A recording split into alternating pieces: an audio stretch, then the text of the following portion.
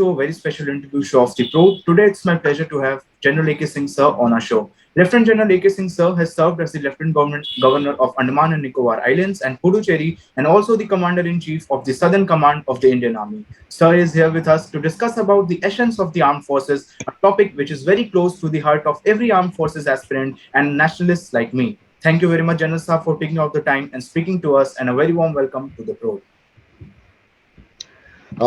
Pleasure, Ritwij. Let me start with a small preamble.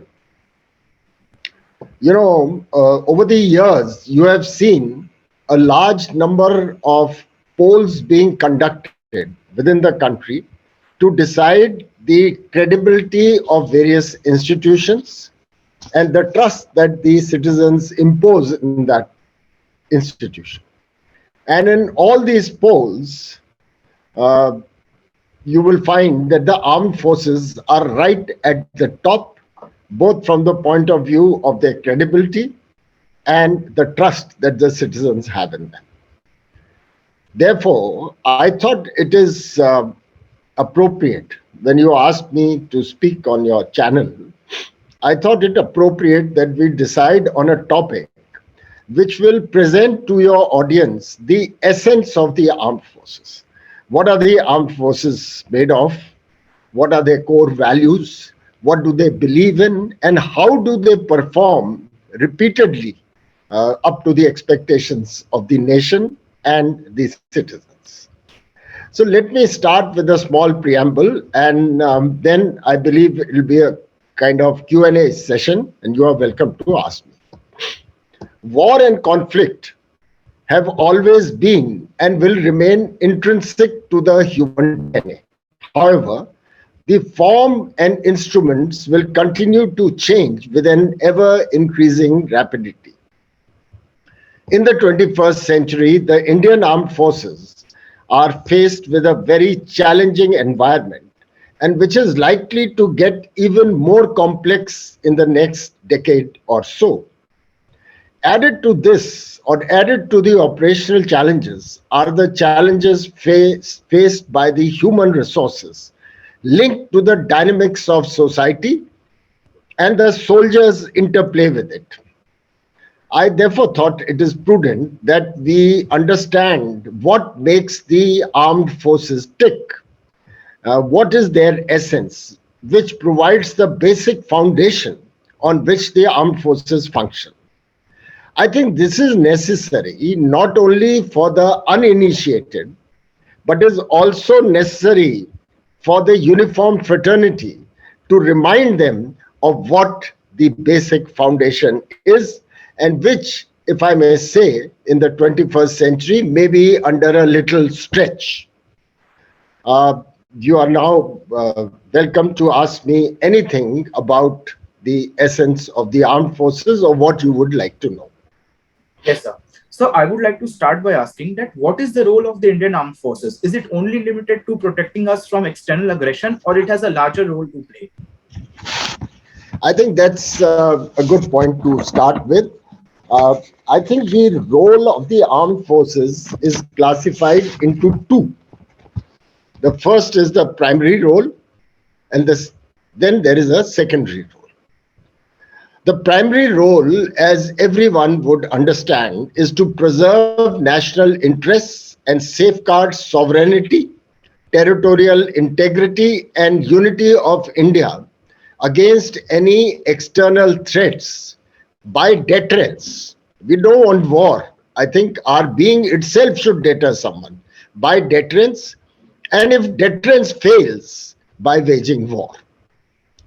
Then we have a secondary role, that is to assist government agencies to cope with proxy war and other internal threats and provide aid to civil authority when requisitioned for the purpose. So the critical word is when requisitioned for the purpose.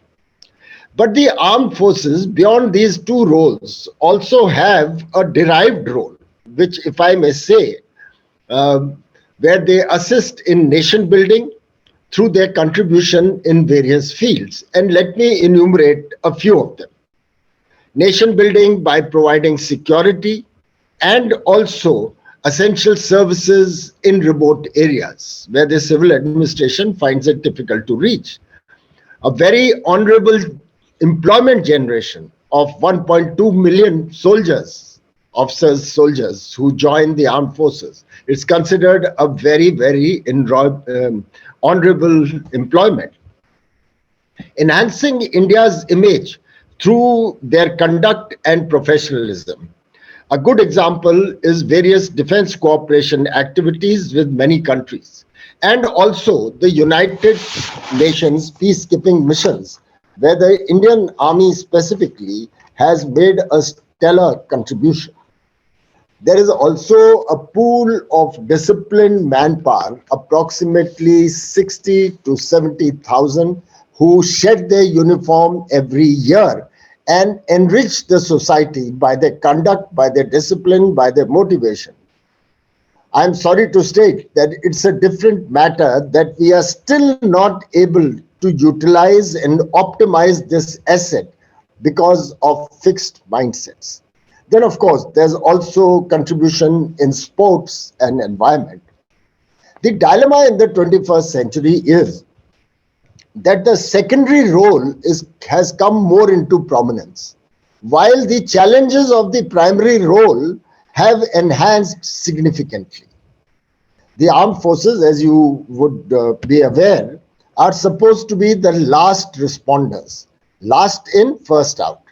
However, what we have seen is that in most requisitions by civil authorities, the armed forces willy-nilly have become the first responders because other instruments of state who are required to perform their duty are not able to do so. Thus, the armed forces are sucked into such situations. Now, this has become a dilemma for the armed forces. Of course, the armed forces must respond when the nation calls you, but we have to ensure that the tasks entrusted to us do not impinge on our core values and our honor and dignity. And I'm sure the government of the day will also be conscious of that. The bottom line is that the armed forces need to remain relevant to the nation's call, and therefore, the senior military leadership needs a very good understanding of the civil or politico military interface. Okay, sir. So you talked about the core values of the armed forces. So can you please put some light on the same? Well, that's the heart of the armed forces, the core values. An organization's core values define how the members of that organization view and conduct themselves, how they relate to each other, and how the outside world relates to them.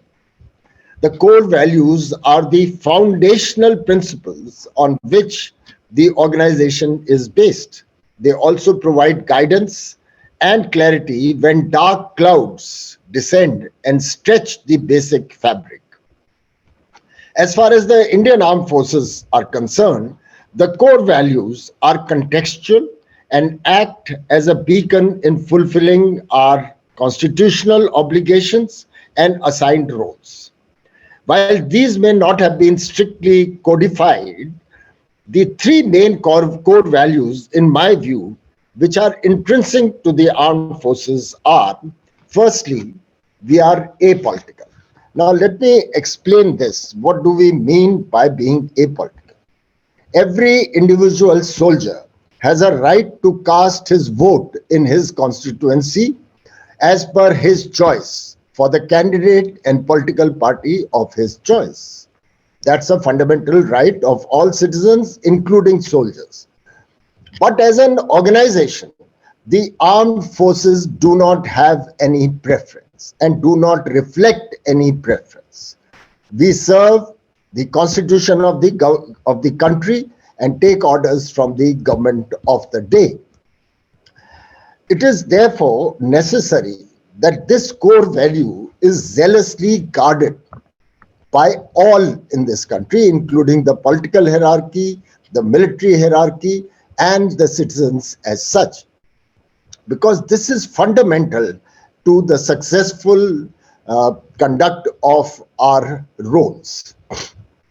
The danger in the 21st century, as I see it, is twofold. One is that the political environment has got slightly charged, and the armed forces, there is a danger of getting sucked into it unwittingly. But there is an equally great danger of some overzealous members of the armed forces seeking personal advancement through such means, and we have to guard against it. Let me state quite bluntly that up till now, the armed forces have been very, very strict on this core value and remain apolitical till date. The second is the word, for want of a better word, I will use the word secular. But this has to be understood in its larger context, in a broader context. The armed forces live together, we train together, we fight together, and sometimes die together, without any fear or favor, or without any consideration of religion, region, caste, or creed. In fact, the armed forces stand as a beacon of harmony, earning the trust of all its citizens. And third, of course, is the core value of being very, very professional. There is no other choice. With high levels of personal and professional integrity and reflecting honor, courage, and selfless service in their true sense. If I was to sum up the core values of the army as I have explained, you would probably agree that the armed forces have become a true reflection of the constitution of our country. Okay, sir. So you talked about the core values. Now, can you kindly put some light on the tenets of the Indian military philosophy? Because many of our viewers may be interested in knowing the philosophy of Indian military. Right. This question is often asked. Why do we keep an army that is, let's say, 1.2 million strong? When I talk of the army, I also mean the army, navy, and air force. So it's the armed forces.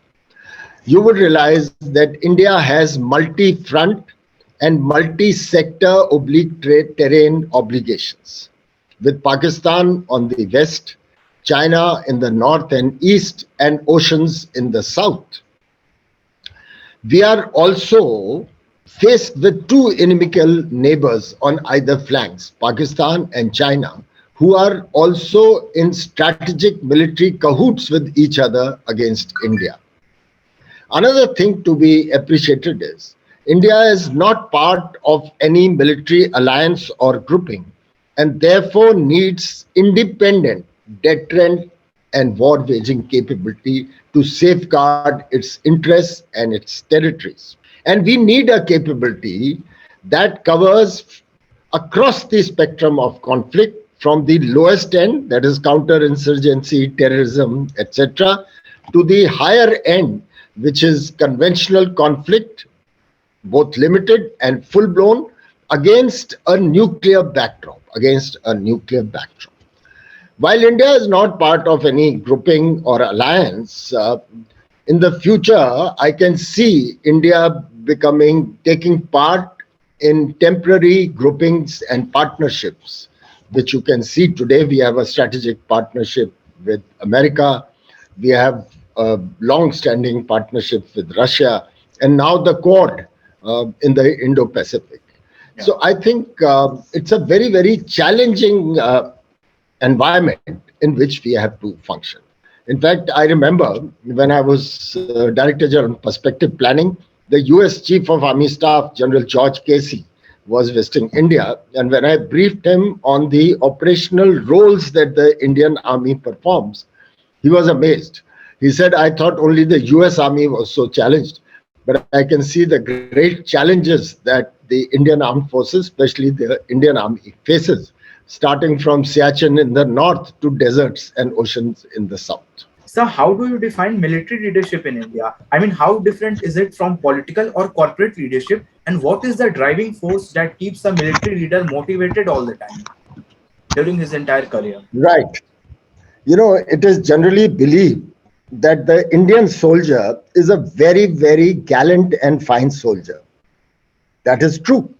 But what really makes him formidable as a fighting opponent is the military leadership that leads him in war and grooms him in peace. Now, as you would be aware, leadership is present in all walks of life. And there are three constituents of leadership. You have the leader, the led, and the environment in which they function. So, what is so special about military leadership? I think we need to understand this. In my view, there are three things that distinguish military leadership from leadership in any other field. The first is what I would say an unlimited liability contract or covenant. It is unwritten. So when a leader or a soldier joins the armed forces, he virtually gives himself up to the organization. And hereafter, he does what he is asked to, goes where he is asked to, and performs his task, even at the risk of injury or death. But in return, what the organization and the nation assures him is that in life, in injury or death, we will look after you and yours. It's a wonderful two-way covenant. That is the basic covenant on which the military leadership functions. Second thing which distinguishes military leadership is that military leadership is not about profit or loss. It is about life and death issues. Therefore, motivation for a military leader for his subordinates has to be pitched at a higher plane. You cannot motivate the soldier by just giving him an extra allowance or sending him on a holiday. In the private sector, if you want to motivate your subordinates, you give them an extra pay or you send them on a paid holiday to some place. You can't ask a person to go to his death through these means. Therefore, the leadership has to lead by personal example, both direct and indirect, and influence the subordinates to perform what seems unsurmountable and impossible tasks. And the third thing is that being the last resort of the nation, with which we have to win every time and again, there is no place for being runners up. In the corporate world, you can have a loss this year and you can make up next year. There is only one occasion when the Indian Armed Forces, specifically the Indian Army, didn't come up to the expectations. That is 1962. And the reasons for that are beyond the armed forces. Yes, certainly the armed forces must share a part of the blame. And so, after 62, the armed forces resolved that never again will there be an instance where we would be found wanting. Let me also state that military leadership is not about event management or entrepreneurship. It is about life and death. It is about standing up and being counted. It is about taking charge when the chips are down and putting yourself in harm's way before you put your subordinates. It is about trust. It is about loyalty. It is about integrity. It is about esprit de corps. And finally, it's about that unique tradition, bonding, and motivating factor that most service people will understand, the regimental spirit. There are many examples. I'll just mention two. Lieutenant Arun Khetrapal, Paramveer Chakra from the 1971 war, and Captain Vikram Batra, Paramveer Chakra from the Kargil conflict 1999. Both awarded Paramveer Chakras posthumously. At a very young age, they performed such heroic feats, knowing fully well that their life would be endangered. So what propelled these young men to perform such feats? It is about all that I have mentioned. It is about the leadership. It is about leading men. It is about the trust and camaraderie that has been built. It is about the regiment spirit. It is about that unlimited liability contract. It is about keeping the nation safe. So I think we sometimes do not understand how crucial a role military leadership plays in the affairs of the armed forces. When I was Southern Army Commander, I issued a Southern Star philosophy to every officer of my command. And in that, I laid out what, in my opinion, is the characteristics of a good military officer, a good army officer in the 21st century. And I recollect the words. It goes something like this: humility in his persona. As a person, he is humble. He bows down to the elderly. He doesn't carry his rank on his sleeves. He's humble. Humility in his persona and arrogance in his uniform. And arrogance based on his integrity, on his competence, and his commitment. Once a senior officer told me, General AK, this arrogance is a slightly derogatory word. I said, no, sir. In the spirit in which it is being used, it is not derogatory. I'd rather have an officer who's arrogant based on his integrity, competence, and commitment, rather than have a flexible spine. That's military leadership. I hope I've been able to give you a wide view of what militaryship is about. Yes.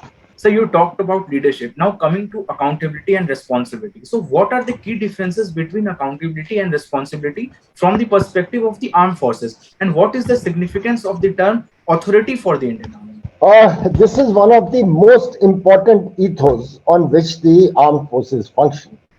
While this linkage between responsibility, authority, and accountability, let me explain. If you are responsible, then you must have authority. And if you have authority, then you should be held accountable. This should be the basis of all government functioning in India, but it is not so. Where in India, where accountability is rarely owned or established, either owned or established. However, whatever be the state on the civil side, in the armed forces, it can be no other way. The Indian soldier trusts the hierarchy implicitly and will lay down his life willingly based on that trust. The officers of the Indian Armed Forces have always led from the front and walked the talk. There are aberrations, but these are few and far between for such a large organization. The result is that the armed forces have always responded and performed, earning the trust and respect of the citizens across the board.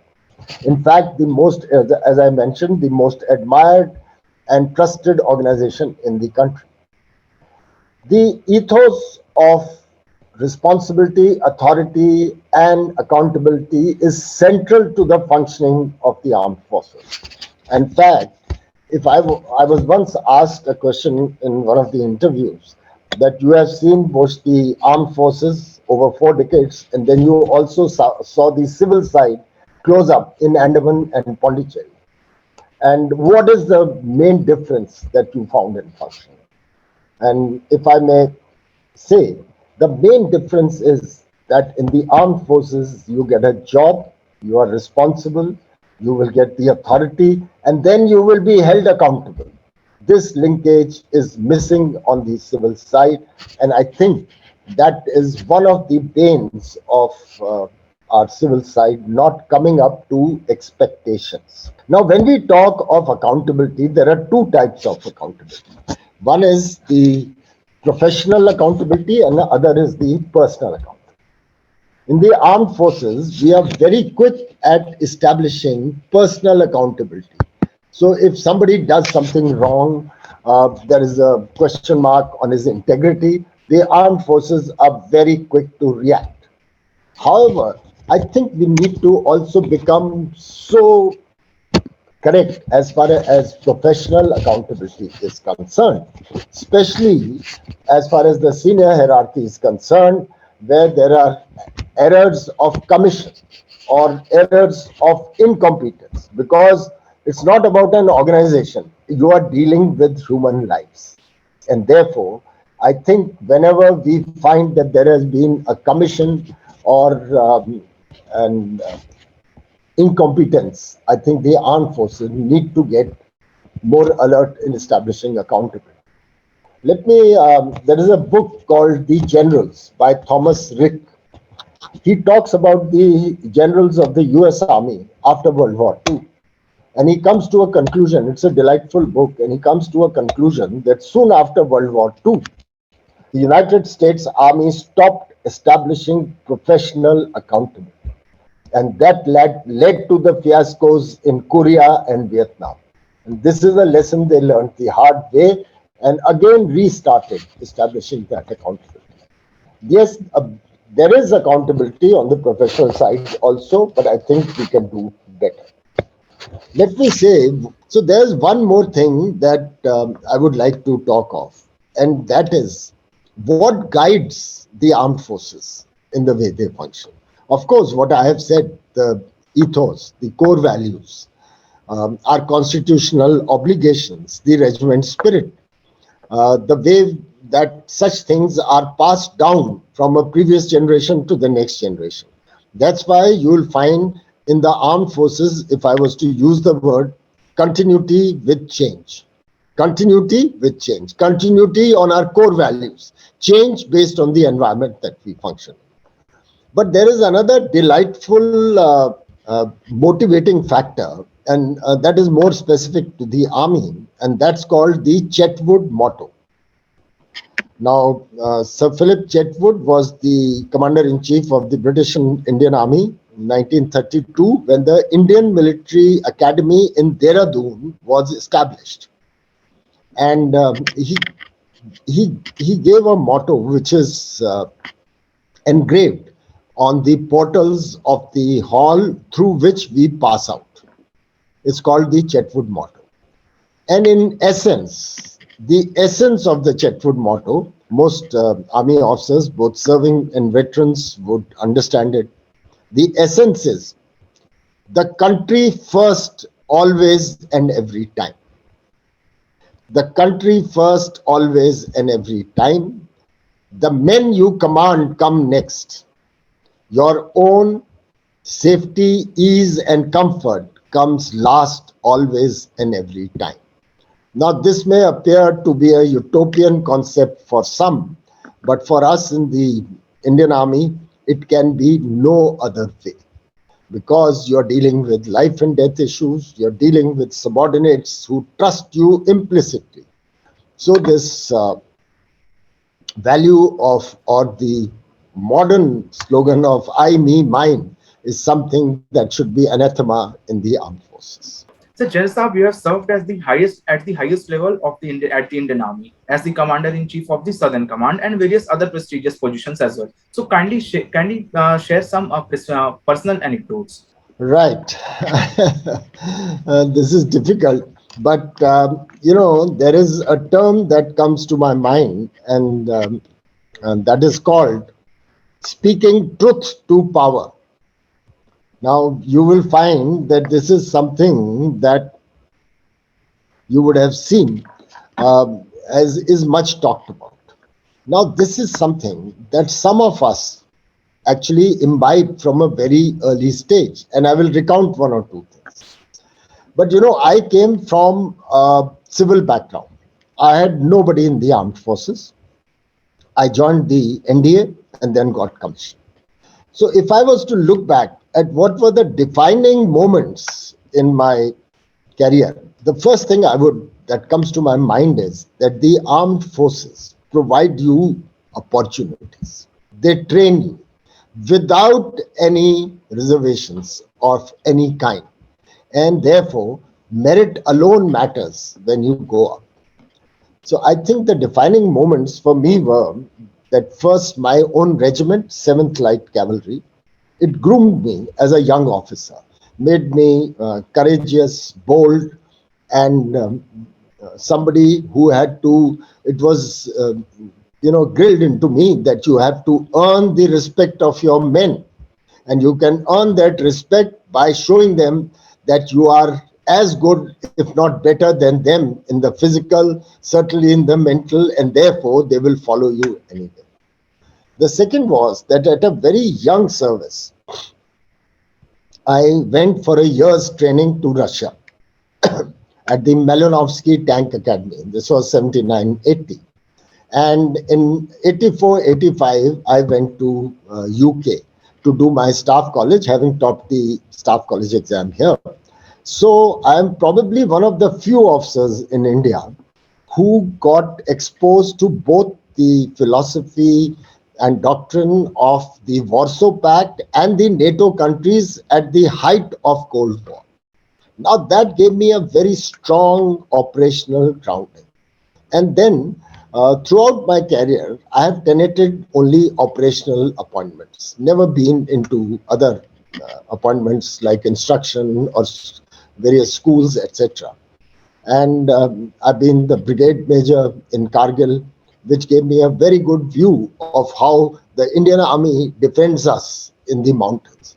And then the mecca of the Indian Army is the Military Operation Directorate. And I held 3 desks there of 3 different types, and therefore was in the thick of things. And I'll narrate one odd incident. And later, I became the Director General Perspective Planning, looking at the wider context of how the Army should prepare for the future.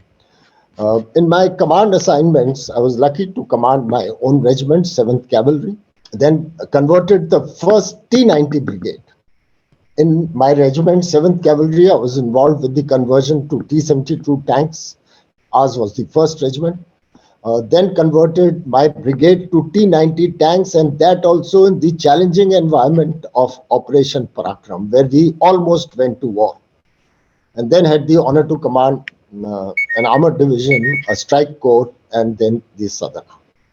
So let me narrate an incident which goes back to Military Operation Directorate, and this is somewhere in the year 92-93. General Rodericks was the chief, and the Indian Army, the DRDO and the Ordnance Factory Board had offered the Indian Army Arjun tanks. And while in general we were keen to take the Arjun tank, it had not come up to the specification. And therefore, I was the desk officer and we were opposing it. And one day when I came to office, I saw that the newspapers carried the headlines that Army Chief accepts 2 regiments of Arjun tanks. So my director, later General Ram Subramaniam, he also became an Army commander, looked at me and he said, "So what is the young colonel going to do about it?" So I said, "Sir, I'll put up a note to you." So I put up a note to him, and the note went something like this. It was a very short note. I thought it was only going to him or the brigadier. And the note said that we have taken a very conscious decision to go in for a 9-month pregnancy. Then why the hurry and why this lure to go for premature delivery? And I marked it to him. It went right up. We lost count of it.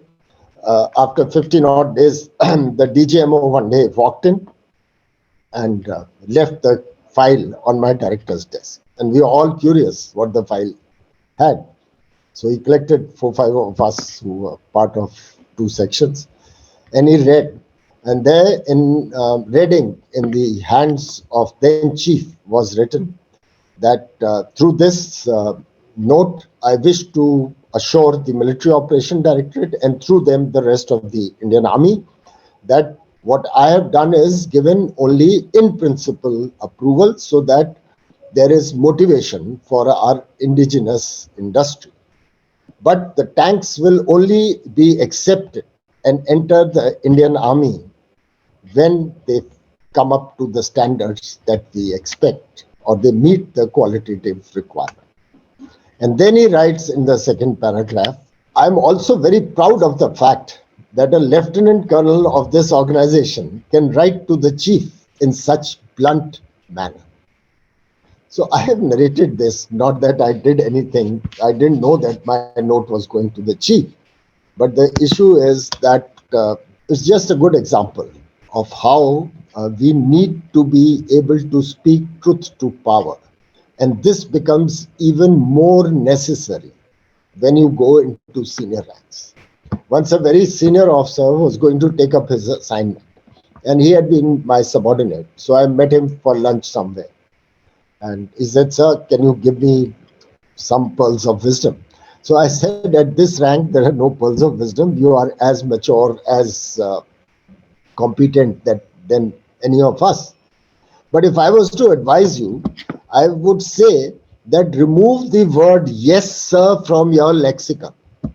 At your level, you are not a young adjutant who has to click his heels and say yes, sir. You have to analyze the task, and if there are any observations, those have to be given back to the hierarchy.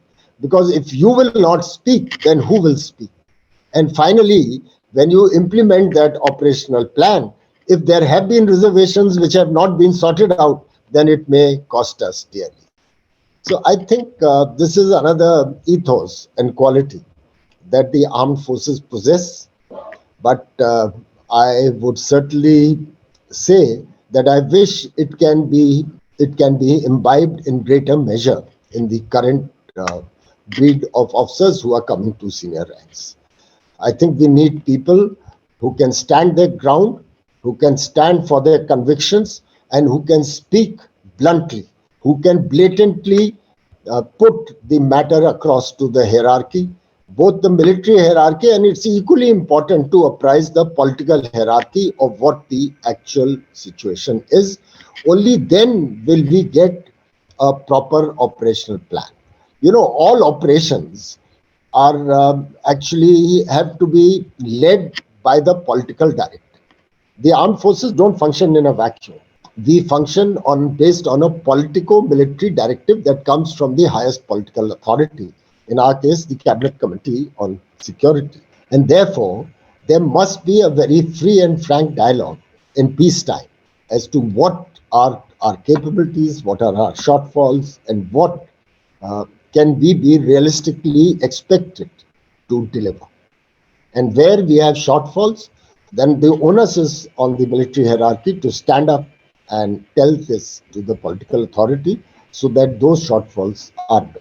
I can go on giving examples, but I think in the context of what we were speaking, I think I have talked enough. Thank you so much, sir, for taking out the time and sharing your wonderful journey, experiences, and learnings with our audience. And I'm sure our audience will take a lot of learnings from this address. Thank you, sir. Thank you, Ritvik. God bless Thank you. you. Thank Yeah, you, sir. and good success to your site.